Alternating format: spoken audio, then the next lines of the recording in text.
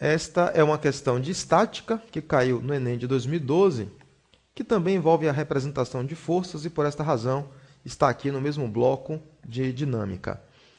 O mecanismo que permite articular uma porta de um móvel de acesso é a dobradiça. Normalmente, são necessárias duas ou mais dobradiças para que a porta seja fixada no móvel ou no portal, permanecendo em equilíbrio e podendo ser articulada com facilidade. No plano, o diagrama vetorial das forças que as dobradiças exercem na porta está representado em, temos aqui então as opções. Bom, você deve ter em mente que uma porta deve estar em equilíbrio. E para estar em equilíbrio, são necessárias duas condições.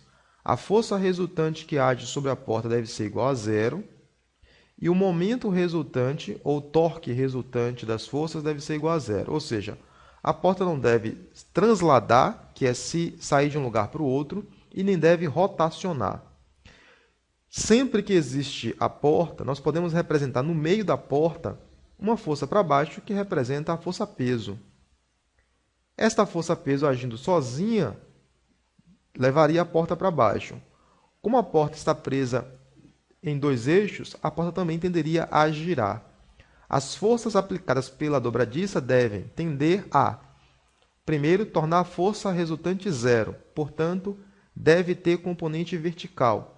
Segundo, a porta não pode girar em relação nem à parte de cima nem à parte de baixo. Então, qual seria o razoável da representação das forças?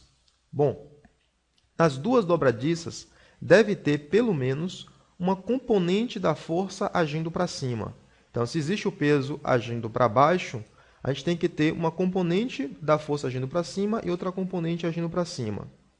Só que, além disso, quando a porta age assim, em relação a este ponto, a porta tenderia a fazer o sistema a girar nesse sentido, tá? A despencar nesse sentido. Então, vai ter que existir forças que evitem que isso aconteça. E para evitar que isso aconteça, na parte de baixo, quando a porta tender a girar nesse sentido aqui, tá? Que seria o sentido horário, vai existir uma componente da força agindo no sentido contrário a isso. Então, a porta tende a fazer isso, então vai existir uma componente aqui que eu vou chamar uma componente Fx da força da dobradiça que está na parte de baixo. Então, a porta tende a vir para cá, tem uma componente que tende a segurar e outra componente que tende a empurrar. Observe que na parte de cima vai acontecer o efeito inverso. A porta tende a girar para cá. Então, vai existir uma componente vertical tendendo a cancelar, equilibrar a força-peso, melhor dizer assim, e vai existir uma outra componente tentando evitar que este movimento aqui aconteça. E para evitar que este movimento aconteça, vai ter que existir uma componente da força agindo para cá, que eu vou chamar também de componente Fx, só que Fx da dobradiça de cima.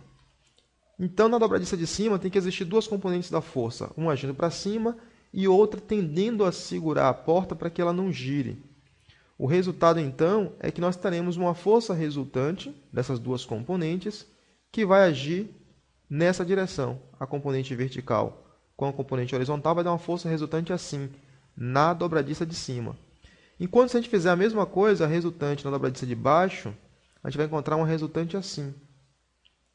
Então, na porta deve ter alguma coisa agindo assim e outra agindo assim. Então, a gente tem que procurar uma alternativa que represente esta situação. E se você observar, essa alternativa é a alternativa D. Eu fiz aqui a minha representação na alternativa C para aproveitar o espaço, já que tinham duas componentes aqui agindo para cima, e eu sei que isso deve existir. Mas observe que quando eu faço a análise de que a porta não deve girar, então a parte de cima tem que segurar e a parte de baixo tem que empurrar, você observa então que a alternativa que corresponde à soma vetorial é a alternativa D, que é a alternativa correta. Então, toda vez que você tiver portas em equilíbrio, e não é a primeira vez que no Enem cai sistemas desse tipo, esta é a forma de analisar. A força resultante tem que ser zero e o momento resultante tem que ser zero. A força resultante é o que faz o corpo sair de um lugar para o outro, tá? Transladar para cima ou para baixo, para a direita ou para a esquerda, ou em diagonal.